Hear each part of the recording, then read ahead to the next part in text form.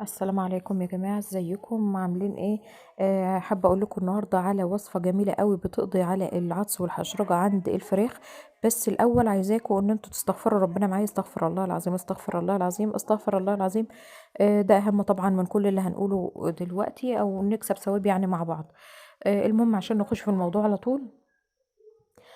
احسن حاجه تقضي على العطس والحشرجه، لو انتوا عايزين علاج يا جماعه، في الفيديوهات اللي قبل كده علاج، اسامي علاج للعطس والحشرجه.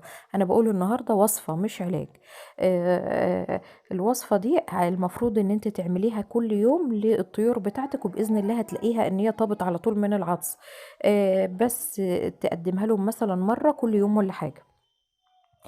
طيب قبل ما اقول الوصفه دي ايه، عايزه اقول لكم بس ان سبب العطس، اهم اكتر حاجه بتسبب العطس هو الكتمه وارتفاع درجه الحراره. لو انتوا فاكرين ان هم ما بيسقعوا بيعطسوا، لا، هم ما بيحتروا. الفراخ البيضاء ما بتحتر. والساسو كمان، كل الفراخ عموما، بس اكتر البيضه والساسو اكتر حاجه بتبقى مناعتها ضعيفه. فبيظهر عليها كل اي تعب يعني بيظهر فيها هي الاول. الفراخ البيضاء لما بتحتر بيحصل لها عطس وحشرجة. وبرضه لما بتسقع، بس الأكتر لما بيحصل حر أو درجة الحرارة ترتفع تلاقيهم يعطسوا معاكي، وده اللي حصل معايا برضه، لقيتهم عطسوا معايا. فجبت هتجيبي بقى المشروب اللي هقولك عليه دلوقتي. هتعملي يعني كنكه زي اللي انا جايباها دي كده، مثلا مخليها للطيور. بتحطي فيها ليمونتين تعصريهم الاول، وبعدين تحطي القشر بتاعهم. وتستني لما يغلوا. اول ما يغلوا تحطي تلقميها او تحطي فيها بقى ايه. شاي. الشاي تقيل، تخليه شاي تقيل، لانه برضو لو عندهم اسهال، لما بيبقى في عطس بيبقى في اسهال. كل حاجة بتظهر عليهم، فهتحطي شاي تقيل. لو عندك ينسون هتحطي، لو عندك قرنفل هتحطي. الأساسي اللي معانا هيبقى شاي وليمون ونسبة ينسون صغيرة. لو عندك دي بتحسن برضو التنفس، عندك ورق جوافة ماشي. عندك أي أعشاب ممكن تحطيها، متخافيش من الأعشاب خالص، لأنها حتى لو ما فادتهمش ما بتضرهمش غير الأدوية. الأدوية ممكن تضر، لو هي مش للدور اللي عندهم ممكن تضر، إنما الأعشاب لا، ما بتضرش. فانت لو حابه تضيفي اي اعشاب تانية من عندك ضيفي. حابه تحطي كركم على العلف، ده برضو له فوائد كويسه. انما الوصفه الاساسيه اللي انا بقول عليها هي الليمون.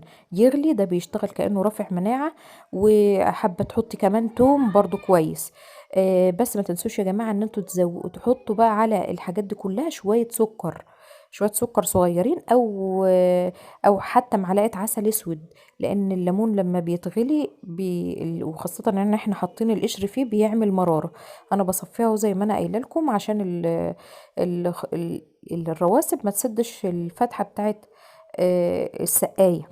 يعني التفل واليانسون والحاجات دي ممكن ايه تسدلي الفتحة بتاعة السقاية ويعطشوا، واحنا مش عايزينهم يعطشوا، ده هي درجة الحرارة عالية. وحبذا بقى كمان لو ما درجة الحرارة ترتفع، ان انت تجيبي بخاخة كده مليانة شوية مية وتبخي فيها وتبخي عليهم، ويا ريت يكون فيها عصرة ليمونة برضو.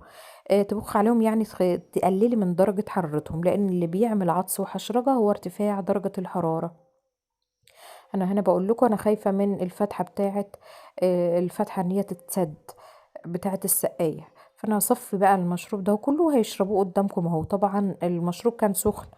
احنا عارفين ان الميه السخنه اتقل من الميه الساقعه. فالميه السخنه هي اللي هتنزل تحت، او المشروب هو اللي هينزل تحت، هيشربوه على طول باذن الله. هدلكوا على المشروب تاني يا جماعة، وده مفيد برضو، بس أهم حاجة التهوية التهوية التهوية.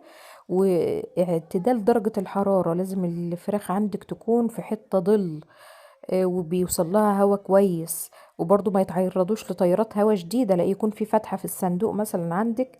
المهم انه يخش لهم هوا يغير الاكسجين، يغير الهوا اللي جوه عشان يخش لهم نسبة اكسجين. آه، يخلي التنفس معاهم حلو. الوصفة تانية يا جماعة، شاي ليمون مغلي في شوية مية. تعصري ليمونتين في شوية مية. تستني لما يغلوا بقشرهم، تستني لما يغلوا، وبعدين تلقمهم بشاي تقيل او ينسون وقرنفل. كل الحاجة اللي موجودة عندك. وشوية سكر، ما تنسوش شوية السكر عشان يغطوا على مرارة الليمون شوية. ده كله بيشتغل كرافع مناعة. هتديلهم الكوباية دي كل يوم بإذن الله. هو أسبوع واحد وهتلاقي الفراخ راحت يعني.